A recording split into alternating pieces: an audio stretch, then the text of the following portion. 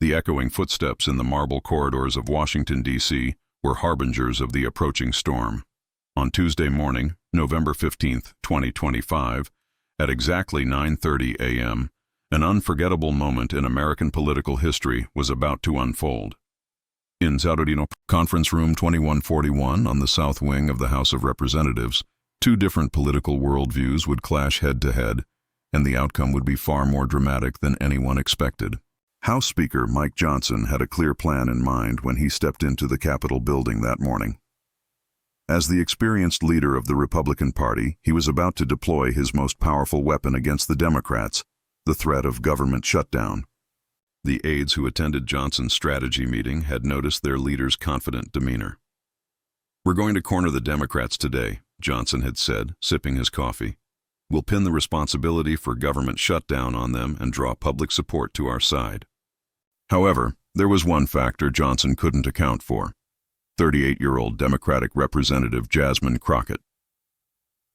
Elected from Texas's 30th District, Crockett had prepared with her usual meticulousness that morning as well. A former legal counsel, Crockett had worked in constitutional law for 15 years before entering politics, handled complex cases, and never entered a meeting unprepared. That morning, too, on her desk lay a 200-page file containing all legal precedents regarding government shutdowns, historical examples, and Johnson's past statements. "Representative Crockett," said Legislative Assistant Sarah Mitchell, "Johnson seems likely to bring up government shutdown today. How's your preparation?" Crockett adjusted her glasses and glanced at her file. "Sarah, I'm always prepared, but today I have a special surprise for Johnson. I analyzed his statements from last week. I found constitutional inconsistencies." At 9:45, the conference room began to fill. Republican and Democratic representatives took their seats, exchanging distant greetings with each other. The atmosphere was tense, almost electric.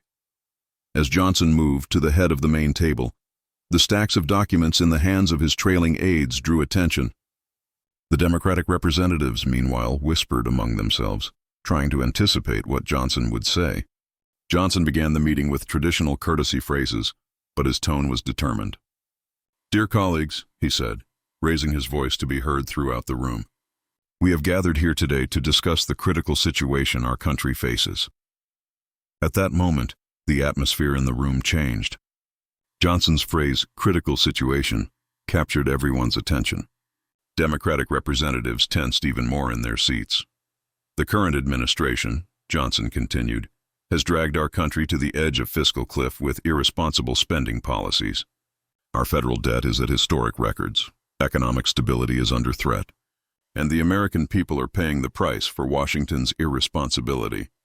Johnson's voice was getting increasingly harsh. He emphasized his points by striking his documents on the table. "This situation is unacceptable.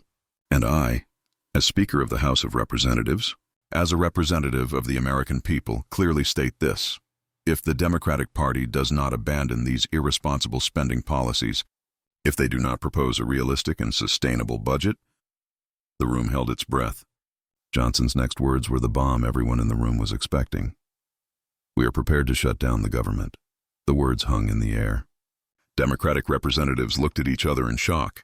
Republican representatives, meanwhile, nodded their heads as if approving their leader's bold stance. Johnson continued, "Yes, government shutdown is not a situation anyone wants.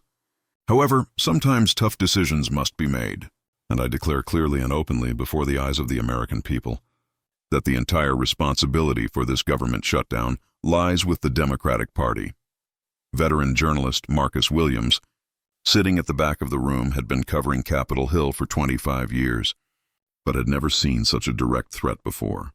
"This is Johnson's most aggressive stance," he thought to himself. "But I wonder what he'll get in return for this." Johnson continued his speech. "The Democratic Party leadership continues with populist policies, disregarding the nation's fiscal future. Healthcare spending, education budget, infrastructure investments, these are all important, but we must finance them in a sustainable way. The American taxpayer cannot pay the price for this irresponsibility any longer." At that moment, Crockett, sitting in the left wing of the room, was scribbling something in her notebook. Her facial expression was calm, even slightly smiling. This demeanor caught the attention of Democratic Representative Alexandria Ocasio-Cortez, sitting nearby. "There's something about Jasmine," she thought. That smile isn't good news for Johnson. While Johnson continued speaking, Crockett was reviewing her strategy in her mind. Last week she had watched Johnson's interview on Fox News over and over again. In that interview, Johnson had said, "Government shutdown should never be an acceptable option for Congress. This means trampling on democratic processes." Moreover, in Johnson's own article published in Heritage Foundation in 2019, it stated, "The threat of government shutdown has become a dangerous weapon that undermines constitutional order and disrupts the balance of three branches of government." In Crockett's file were 23 different statements Johnson had made about government shutdown over the past 5 years. In 18 of these statements, he had characterized government shutdown as unconstitutional and contrary to democratic processes. "I haven't seen another example where hypocrisy is this evident," Crockett thought. Johnson contradicts his own words and isn't even aware of it. As Johnson continued his speech, Crockett listened carefully and analyzed every sentence. Each time he emphasized Democratic Party responsibility, Crockett drew a line in her notebook. In total, Johnson had declared Democrats responsible 12 times. As Johnson finished his speech and prepared to sit down, Crockett calmly stood up. Silence once again dominated the room, but this time there was a different energy. Johnson's bomb had exploded and shown its effect. Now everyone wondered what Crockett's response would be. "Speaker Johnson," Crockett said, her voice clear and determined, "I listened to your speech with great attention. However, may I ask for clarification on a few points?" Johnson looked somewhat surprised. Usually after such statements, Democrats didn't react. They would start discussing among themselves. "Of course, Representative Crockett," he said with slight tension in his voice. Crockett opened her file. "Do you remember your interview on Fox News on November 7, 2025? Johnson's facial expression changed. He hadn't understood where she was trying to go yet. "Yes, I remember. In that interview," and I quote exactly, Crockett began reading from her file, "Government shutdown should never be an acceptable option for Congress. This means trampling on democratic processes." These were your words, weren't they? A deep silence dominated the room. Johnson's face began to redden. That context was different." "Context?" Crockett's voice was calm but determined. "Well, let me give you a different context. In 2021, when the Democratic administration used the threat of government shutdown, what did you say?" Johnson hesitated. He hadn't seen this question coming.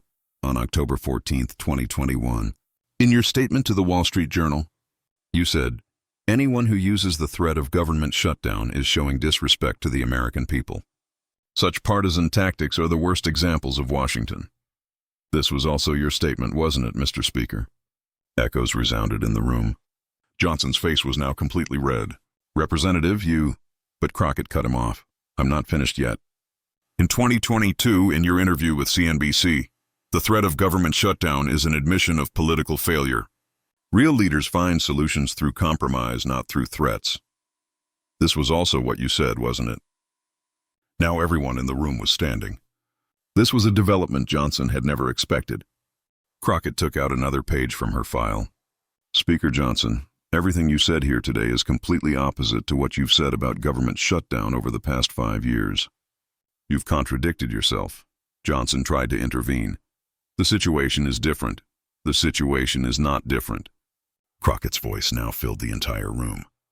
"The Constitution doesn't change when the governing party changes. Legal principles cannot be violated for political advantage. You have just confessed here today that you are, in your own words, trampling on democratic processes." The silence in the room was like a sharp knife. Johnson couldn't find words for several seconds. Crockett continued, "More importantly, you're trying to pin the responsibility for government shutdown on the Democratic Party. But you're the one making the threat of government shutdown. You're threatening, then putting the responsibility on someone else. This is unacceptable both legally and ethically." Crockett opened a new page in her file. "Mr. Speaker, I want to give you a constitutional reminder. The Constitution of the United States, Article 1, Section 8, gives Congress budget and spending authority. This authority was given to meet the country's needs, not to be used as a tool of threat." Johnson tried to speak again. "Constitutional. Let me tell you about the Constitution," Crockett cut him off. James Madison clearly stated in Federalist Papers 58, "Budget authority is the most important responsibility of the people's representatives, and this responsibility cannot be used for partisan interests." Madison's words. Mr. Johnson, now everyone in the room was standing and listening to this constitutional lesson as if mesmerized.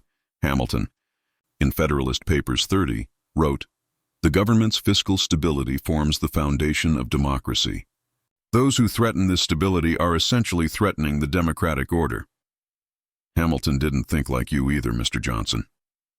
Crockett was now speaking with enthusiasm. "Mr. Speaker, I ask you with your own words, is the threat you made here today the dangerous weapon that undermines constitutional order you wrote about in 2019, or is it not?" Johnson's voice was trembling. The situation has changed. The situation hasn't changed. Your attitude has changed. The Constitution hasn't changed, law hasn't changed, ethics haven't changed. The only thing that has changed is your politician's conscience. These words had a great impact in the room. Democratic representatives began applauding while Republican representatives uncomfortably shifted in their seats. Crockett was preparing to deliver her final blow. "Mr. Johnson, I'll ask you a constitutional question. Is someone who uses the threat of government shutdown, by your own definition, someone who doesn't respect democratic processes?" Johnson remained silent. "I'm waiting for an answer, Mr. Speaker." Johnson spoke with difficulty. Circumstances are different. Circumstances are not different. You are violating your own words. And worse, you're trying to deceive the American people." At this point, the atmosphere in the room had completely changed. Johnson was trying to stand but couldn't respond. He was in complete defenselessness against Crockett's systematic attack. "Mr. Johnson," Crockett continued, "you have both contradicted yourself here today and tried to lie to the American people. You're the one making the threat of government shutdown, but you're trying to blame the Democrats. This is both unethical and disrespectful." Republican Representative Jim Jordan, sitting next to Johnson, tried to intervene. Representative Crockett, but Crockett stopped him too. "Mr. Jordan, a reminder to you as well. You also have statements about government shutdown from 2020. I can read those too if you'd like." Jordan quietly retreated. Crockett's approach to finale. Crockett opened the last page in her file. "Mr. Johnson, I'll give you one last constitutional reminder. The founders of the United States wrote the Constitution so that the government wouldn't be used for such partisan games. As George Washington said in his farewell address, partisan competition destroys democratic institutions." Johnson was now completely silent, not even trying to respond. Thomas Jefferson said to those who think like you, "Anyone who endangers the country's stability for their own political interests commits treason against the homeland." Crockett's voice now covered the entire room. "How well Jefferson's words fit today's situation, don't they, Mr. Johnson?" Now Johnson was completely cornered. It was clear that he had contradicted his own past words, and it was revealed that he had taken the wrong position constitutionally. Crockett delivered her final blow. "Speaker Johnson, what you did here today is not just violating your own words. At the same time, it means, in your own words, disrespecting democratic processes and undermining constitutional order." Johnson's voice wasn't coming out, and worst of all, Crockett continued, "You don't take responsibility for your inconsistency either. You threaten, then put the responsibility on others. This is unacceptable not only legally, but morally." There was deep silence in the room. Johnson was standing but couldn't find words. Crockett said her final words while closing her file. "Speaker Johnson, my advice to you is this. Read the articles you wrote and the words you said again. Maybe then you'll understand what a great contradiction you're in here today." Johnson finally tried to speak. This matter. You're closing this matter because you have no other choice." Crockett cut him off.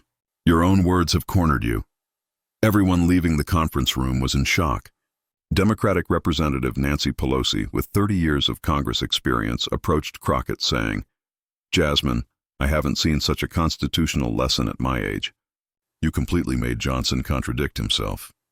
Journalist Marcus Williams immediately started writing his news.